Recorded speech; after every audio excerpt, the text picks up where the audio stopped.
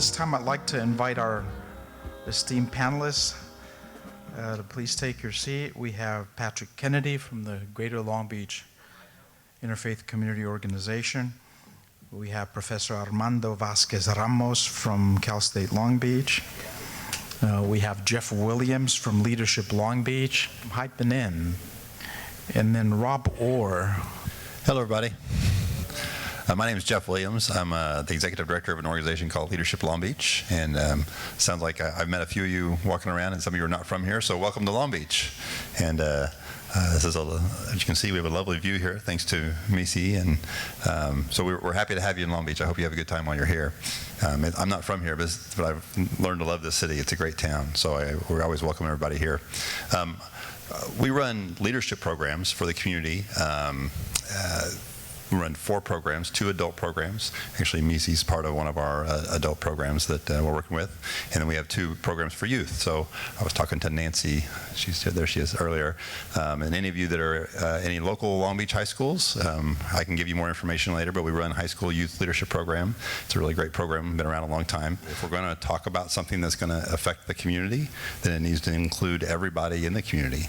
And so we're very intentional about making sure that when we run our leadership programs and we have people go into positions of leadership, that they represent all of our community. Pat Kennedy again. Just for full disclosure, so Missy said he invited me into the board, but what I really found out was he needed somebody to sell drinks at the festival. And the background on that story is, since you have to give drinks to family members, if you're part of the community, people are going broke running the drink booth. And he said, "Oh, this guy will do it." And so I found my niche, and so I've been selling drinks for a lot of years now, huh? So that's how I connect. Good afternoon. My name is Professor Armando Vasquez Ramos. I teach in the Chicano Latino Studies Department at Cal State Long Beach, and I have been here since 1968, so I want to share with you some of the experience and ideas that I would like to propose for you to consider and take with you. Thank you. Good afternoon. My name is Rob Orr, and I'm an attorney here in Long Beach. I've been actually here since 1979, so I go way back, and Ocean Boulevard looked a lot different back in those days than it does now. I'm actually bivocational. It's a long story, which I can get into later, but I eventually fell into pastoring a church on a part-time basis, which is my other job that I do. It's a church over in Palos Verdes called Life on the Hill, and it's a very multicultural church. Although it's an affluent community, it's got almost every culture in the world represented there, so I've been privileged to be part of that from the ground up and watched God do a lot of interesting things there. Thank you. So the first question we have for the panel is, how would you characterize your leadership style? So our organization has been around for 27 years, and over 1,000 people have graduated from it. And because of my role, I'm the executive director, I'm essentially the leader. But what I tell people is, I know a lot of people, but I don't know anything. And I think it's important to think about that, especially for young folks stepping into leadership, is I have to lead all these. Our mayor went through our program, our harbor commissioners, police chiefs. These are very important people who are very much experts in their field, and I'm suddenly sitting in a position where I'm the leader. And what I think the lesson learned there is that you don't have to know everything to be the leader, because I don't know anything that these people know. One of the keys to a good pitcher is to have a number of pitches, because if you're just a good fastball pitcher, you keep throwing that same pitch and eventually the batters will figure it out and hit it. Whereas if they don't know what's coming, you've got a better chance of getting the batter out. And so I think leadership styles is very much that way. A good leader has multiple styles, depending on where they're at and what they're doing. What pitch do you throw? How do you approach it? And so part of growing as a leader is finding out, okay, so how can I be the person, the outgoing person? How can I be the behind the scenes person? How can I take these different roles given the right situation? But it's a combination of learning these different roles, how to throw these different pitches, and knowing the right time to do it. I would say that you have to lead by example. You can't expect others to do more than what you're willing to do. And in a very simple context, I would say, if you plead it, damn it, you lead it. There's no I have an idea, or why don't we do this? You step up. Keep that in mind. Don't ask someone to do something that you're not willing to step up and do. If you plead it, you have to lead it. Thanks. I would say the style of leadership that served me best in both business and in building a law practice and in being a pastor is what you've probably heard referred to before as what's called servant leadership. That is that, if you seek to be a servant in whatever you're doing to others, I pretty much can guarantee you'll be successful. People are going to gravitate towards that. A man that kind of mentored me years ago, who's now passed away, used to tell me, and I tried to follow this, that if unless you have a really good reason to say no to someone, if they ask you to volunteer to do something, say yes, and see where that leads you. I think also in terms of being a leader, it's important to be an encourager of others, of people that work with you or for you. I think in life there's lots of ways of categorizing people, but two ways of looking at it is you can be what I would call a balcony person. That means you're always calling people up to something better, something higher. Or you can be a basement person. You're always pulling them down. And if you're a balcony type person, you're going to be able to lead. If you're a basement type person, no one's going to care too much about you leading them. The other question, Rob brought up a good thing, a good word, mentor. So who are your mentors and why? In my legal practice, which I started here in Long Beach in 1979, I made a point of getting to know a couple older lawyers who were probably 25, 30 years older than I was, and spent as much time as them or with them as I could, so I could learn just what this is all about, not only about the law, but just how you run a law practice, how you deal with people. And they were the kind of guys that I could always run to with questions or issues. Not perfect people, none of us is perfect, but they'd been through things before that was of great help to me. And then similarly in my work in the church world, I had a man that spent years discipling me, teaching me the Bible, teaching me about people that was invaluable to me, and I've tried to replicate that and pass that on to others. So I think it's important in our life that we have people that are mentoring us, but we also then are mentoring others, and that's part of how you really learn, is to do both. I think that I've come to the point in my life that I count on many mentors that are from young people to people in my age group, some of them that have been friends or colleagues for decades, and interestingly enough, some of my former students. You never know who you're going to have in a class that will go beyond your expectations or your impressions of their potential. One of them, I'll give us an example, is now the president of the state Senate, Senator Kevin De Leon, who was one of my students about 12, 15 years ago. Many others that have gone into professional fields, and of course, many of them activists, union leaders. And in particular, the last couple of years, I've been devoting a lot of time to making it possible for dreamers to study abroad, which is something totally out of the box that people did not even know about. Dreamers are those young people, 1.3 million, that have been brought over the border undocumented by their parents.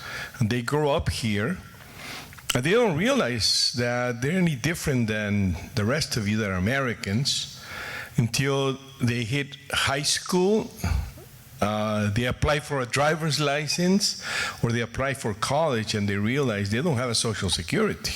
And somebody finally tells them, you came in without papers. Right, none of these are illegal immigrants, illegal aliens. There's no human being that is illegal. These are undocumented. These are minors that came in without any choice. And they were brought in by usually an adult, their parents or someone else. Anyway, the point here is that under President Obama's authority in 2012, he granted a temporary protected status to these young people that allows them to attend college, have a driver's license, and work. Part of that protection allows them to study abroad. This is what I've been doing the last couple of years. They're able to return to their birthplace and re-enter the U.S. legally. In terms of thinking of mentors, first one I would point to would be my father, still is. And then I had two that were real interesting. One was a guy that was one of the original organizers with Saul Alinsky in Chicago named Tom Gaudette, and that really taught me about passion, really feeling passionate about people and walking and being with people on their journey. And the other was a professor out of San Jose State named Jose Carrasco. And the man's depth of thinking and knowledge about life and how it interconnects and how do you connect people with change and with making a better community. Really a deep thinker and really, really a wonderful mentor. I think it's kind of that weird thing of like if you're going to ask somebody, hey, will you be my mentor? It's like this weird thing to ask somebody, right? It just more happens when you ask someone for help. And so I would encourage you to do that. So find someone you trust or you think would be helpful, because I think these gentlemen here, if one of my students said to me that I was their mentor, I'd feel really special, And so I think it's something to pursue that's easy. It doesn't have to be formal. It doesn't have to be a contract or written down. Just ask for help, and those people that you trust, then use them because they want to be helpful. And think about it, if it was flipped and that person that you're thinking of, that when you raised your hand, if they asked you to help them with something, of course you'd do it, right? So remember that it's okay to ask and reach out for help. I think what Jeff just touched on is really interesting. I'm finding myself being present to that whole notion that you, as people, are bicultural nature, biculture, two cultures intersecting. There's a lot going on, right? And for some of you who weren't here in the earlier panel, they were hearing from Pacific Islander leaders, and a lot of the conversation was less how to do it, what to do it, but more like the being of leading, right? So with that, I wanted to ask everyone this next question is, why do you do what you do? Why? What gets you up in the morning, gets you going, get you staying up late? The nature of the organization I work with is to help people answer that question. So we take people through a year-long program, a leadership program, to help them identify what do you want to make a difference in. So it's really finding passions, and everybody's passionate about something, right? I mean, we can go around the room and everybody has something they're passionate about. And if you're going to make a difference and put your time into something, it might as well be that. So, because our time's very valuable, and we can spend a lot of time doing things a lot of different ways. So I really encourage folks to find our passion. That's our purpose of our program. Find your passion. There is unlimited need out there, and there's unlimited need in any community. People say they're bored. I'm like, how can you ever be bored? I'm exhausted. There's so much need. So pick something, because whatever you can pick is going to make a difference. So I'm answering your question with a question, but our purpose for our organization is to help people identify their passion, because that's what ultimately makes you get up in the morning, like you're saying. In my one-to-one visit this afternoon, I shared that I see my role as kind of like a coach, that I'm not necessarily the player in the fight, in the struggle, but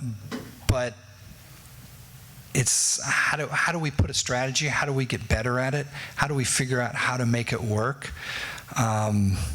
So I'm a parasite. I basically need the excitement, the energy, the connection to the issue. I'll be honest, one of the things that most energized me recently was throwing a sheriff's officer out of town that was just preying on undocumented, well, it was just Latino women, just stopping their cars and towing them away. And he had a relationship with the tow company, and that clarity of right and wrong, and that clarity of saying, "Oh, he is gone now," that's just passionate, and it was really energizing. So I guess I'm sort of parasitic.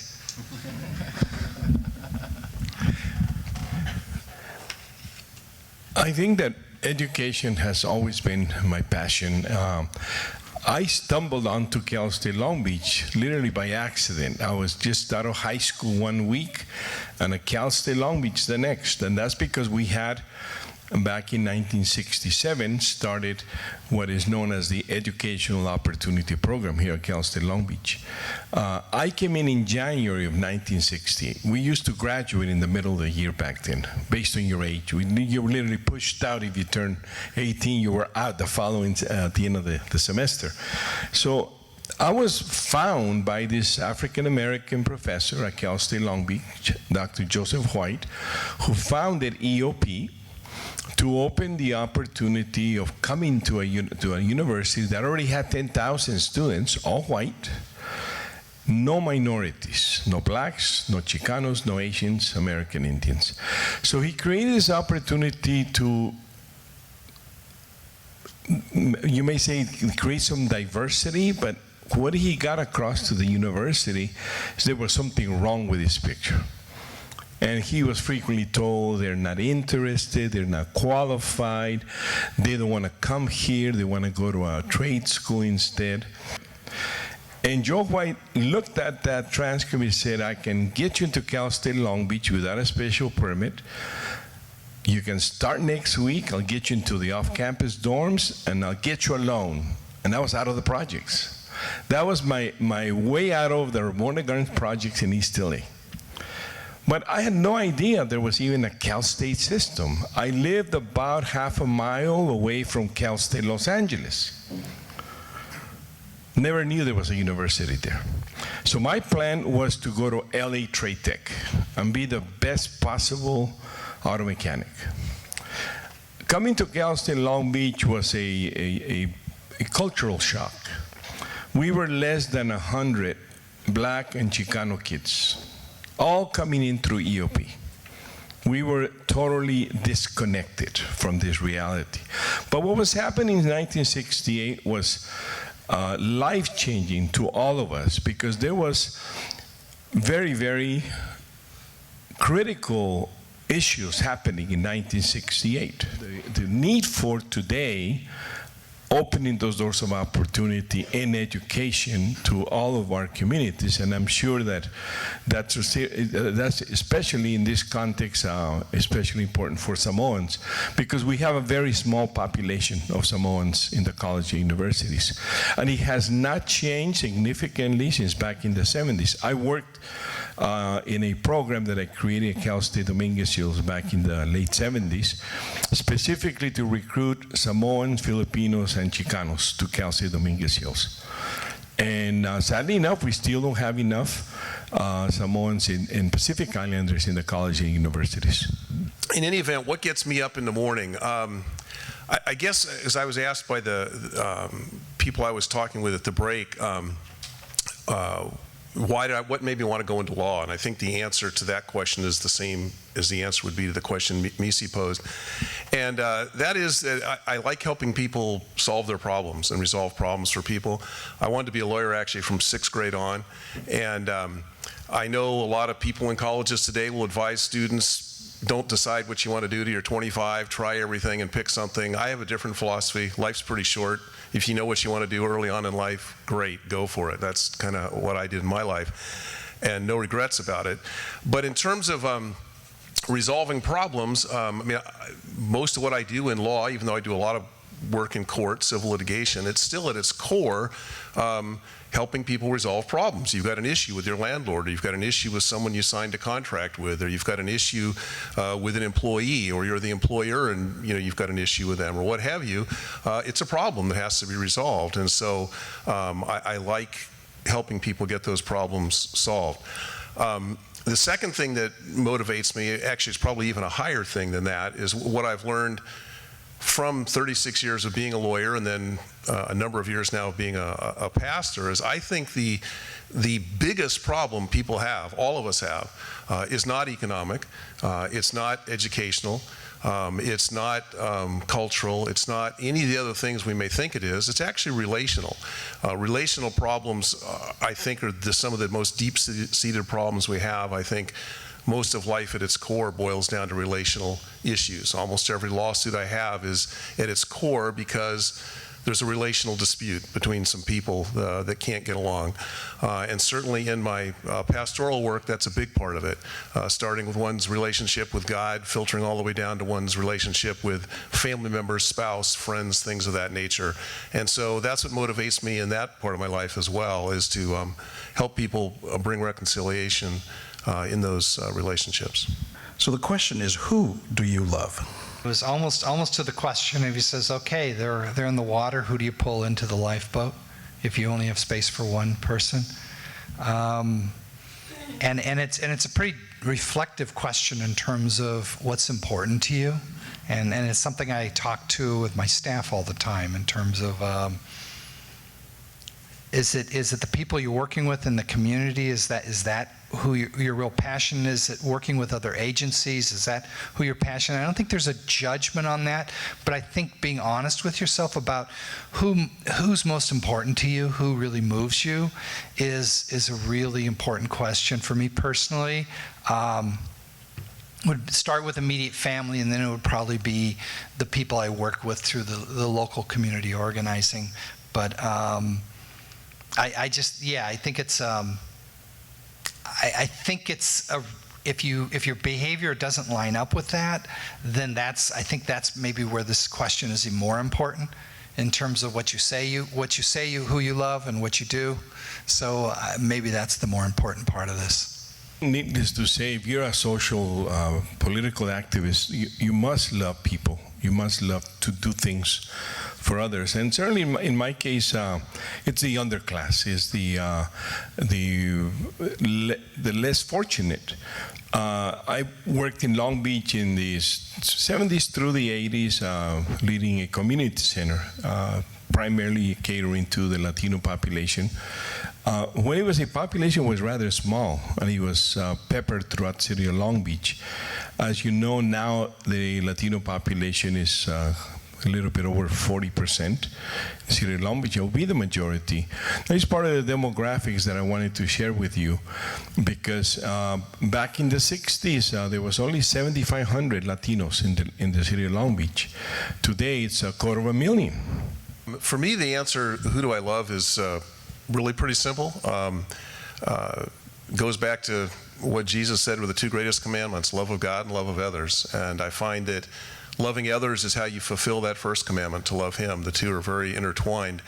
And I find that the more I love God, the more I can love my wife, the more I can love my children, the more I can love others, because love comes from Him. I also find that the hatred that Armando was speaking of really comes from love of another sort, and that is love of self, which I think is what gets in the way of those other two loves, love of God and love of others. And that's something we always need to be on guard for. It comes in many subtle forms, and we can dress it up and make it look pretty in a lot of ways, but love of self is what I believe ultimately leads to hatred, leads to racism, leads to bigotry, leads to poverty, leads to all these other things that we're talking about here. Well, I'm a parent, so if there's any other parents in the room, I love my kids. And but I think it serves as my motivation for some of the work I do. I work with high school and college kids, and my kids call them the big kids. And I want my kids to grow up to be like these big kids. You know, I want them to be like that. I had a really nice conversation with Nancy and with Veve, and you know, I heard about her, how she wants to help others, and I heard about deep respect and Bebe's willingness to stand up for others, and that's what I want my kids to be like. And so I think that motivates me to, anybody that wants to step up and do that we need to support. And so that's who I love. I love young people who are trying to do something good. The question, what role does your faith play in how you lead? When you read scripture as a kid, you kind of take it on the surface, and it's a story, and there's good and bad, and yet as you get older, you keep reading the same scripture, and it becomes deeper and deeper, and you find different levels of wisdom in it. I don't think we're that much smarter than the past. The environment is different, but I think people are people still. And so looking at our faith traditions, trying to struggle with righteousness, with being connected with the divine, with wisdom, is like a constant source of inspiration and realization that, when in the scriptures they were in Sodom and Gomorrah and they were fighting the god Baal, well, that was just another name for a god of consumption. And we're in the same fight today. We've got a god of consumption out there that's presented to us, and we have high priests that we call economists that are saying, yes, happiness comes through having things. And then there's a challenge for all of us to be looking and saying, really, is there more to life than just getting things, obtaining things? So I think it has to be at the core, but I don't think it's at a superficial level and just in terms of this scripture or that scripture does it, but rather wrestling and trying to understand them and applying them to life. Because, like I said, I don't think we're smarter than people in the past. I just think we have the same struggles they did, and we could learn a lot from their fights and their struggles, and hopefully we'll be as effective as some of they were. I was born and raised as a Catholic, but as I grew into my teenage years and came to the U.S., I really became disconnected with the Catholic Church. And then in my social political activism, I became involved in political campaigns against the Catholic Church and its practices. So I am not a practicing Catholic or of any other religion. I have my own relationship with God.